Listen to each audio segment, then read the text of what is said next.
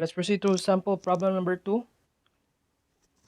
The motor winds in the cable with a constant acceleration. So, na constant acceleration diri term, therefore, we can use the constant acceleration kinematic equation in this problem.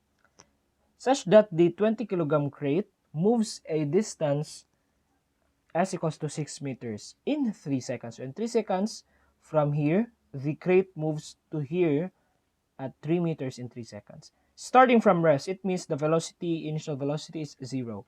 Determine the tension developed in the cable. Coefficient of kinetic friction between the crate and the plane is equal to mu k equals to 0.3. So, ato pangita ng pila ang tension ani ni cable. So, the surface is inclined 30 degrees from the horizontal. Okay, let's solve this one. So, may buhato na to ani. So, we have a mass of 20 kilograms. There, we are asked about the tension T. So, the weight is equal to 20 kilograms times 9.81. 20 times 9.81. So, the weight of the crate is equal to 196.20 Newton. Okay. Naatay mu k, naatay mass. Therefore, na itong i-consider si normal force. Then, since pasaka man siya, yung acceleration is toward that way. Therefore, si friction is paingon dira. And then, na-identify weight niya nga 196.20. Okay, so let's start making an FBD, a free body diagram.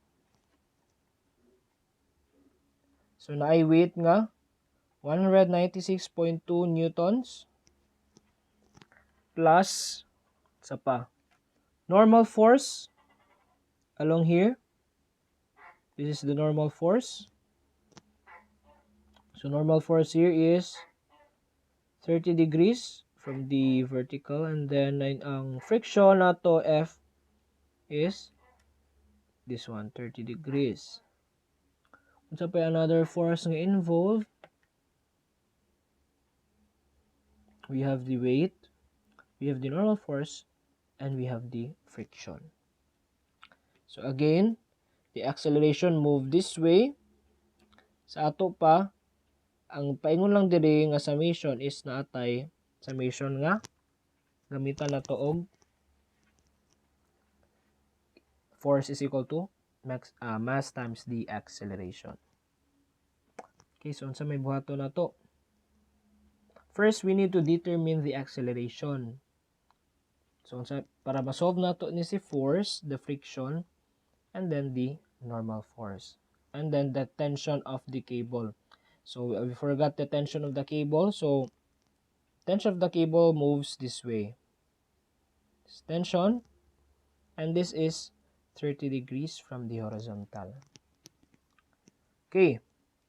So from the constant acceleration kinematic equation, so we mentioned earlier that it is the cable winds with a constant acceleration. So we can use, since atong position function there is s, then we can use this one. S is equal to the initial velocity, initial position plus the initial velocity times time plus 1/2 times the acceleration times the square of the time. So we know that S is 6 meters at 3 seconds. So we write it here 6. We know that the S starts is 0 from time equals to 0. Our velocity, initial velocity is 0. So at time is equal to 0, velocity is 0. So we can cancel this out. That is 0 plus 1/2 acceleration times the square of the time, nga 3 squared. So from this equation, we can solve for the acceleration. So 6 times 2 divided by 9, that is 1.333 meters per second squared. So say buhato na to ani. So para mas dali na to siya ma-solve, we rotate the FBD. Again, we rotate it 30 degrees.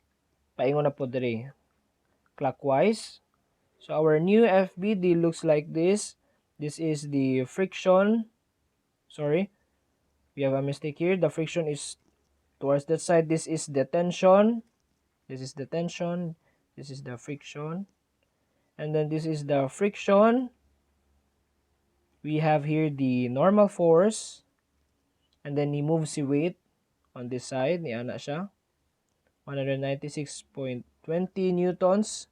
That is 30 degrees from the vertical. From Y, 30 degrees. Okay. Again, motions is moving on this side. So, unahan sa natong kuha si N para masolve na to si friction. So, summation of forces along Y is just equal to 0.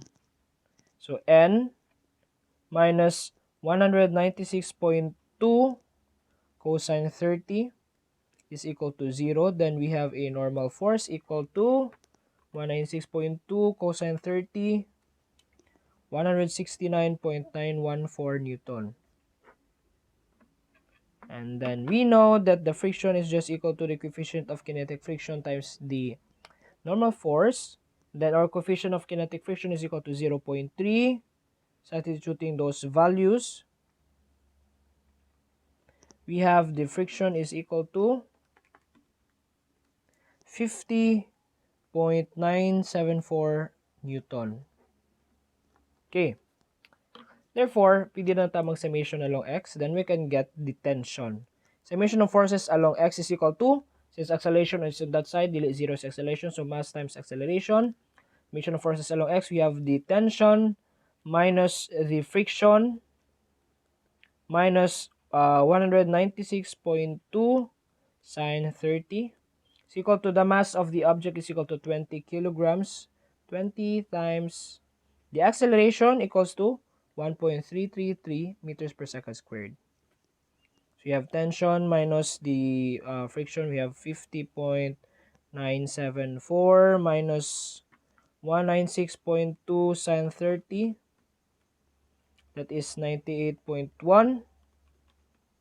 is equal to 20 times 1.333, 26.66. Therefore, we have a tension equal to 26.66 plus 98.1 plus 50.974, 175.734 Newton. So this is the tension of this cable which wind up this crate on this direction with a constant acceleration of 1.333 meters per second squared.